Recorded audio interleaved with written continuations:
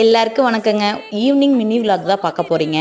நேற்று ஸ்கூல்லேருந்து வந்ததையும் என் பையன் வந்து தூங்கிட்டான். கொஞ்சம் உடம்பு முடியல. அதனால் காலையில் நேரமே பிரம்மமுகூர்த்த விளக்கு வைக்கிறதுக்கு இப்போவே பூஜை ரூம் எல்லாமே க்ளீன் பண்ணி விட்டுட்டேங்க. அப்போ தான் காலையில் ஈஸியாக இருக்கும். மத்தியானம் வச்ச காளான் குழம்பு இருந்தது, சூடு பண்ணி வச்சேன் தோசைக்காகும் அப்படின்ட்டு. டிஃபன் பாக்ஸ் எல்லாம் வாஷ் பண்ணிவிட்டு வெங்காயம் இது மாதிரி காலையில் சமையலுக்கு தேவையான ஐட்டம்ஸ் எல்லாம் ரெடி பண்ணி வச்சுருந்தேங்க. காலையில் கொள்ளு சட்னி ஆட்டலாம் அப்படின்னு சொல்லிட்டு கொள்ளும் சுத்தம் பண்ணி வச்சுட்டு இவங்களுக்கு ஸ்நாக்ஸுக்கு கொடுத்து விட தட்டைப்பயிரும் ஊற வச்சுட்டேங்க. இந்த மாதிரி பேக்கெட்ஸ் கட் பண்ணும்போது ரப்பர் பேண்ட் போட்டோம்னா எடுக்கிறதுக்கு சிரமமாக இருக்கும். இந்த மாதிரி கிளிப்ஸ் வந்து டிமார்ட்டில் அவைலபிளாக இருக்குது. இப்படி போட்டு வச்சோம் அப்படின்னா எடுக்கிறதுக்கு ரொம்ப ஈஸியாக இருக்கும். தக்காளி கடையல் வந்து பார்த்துடலாங்க.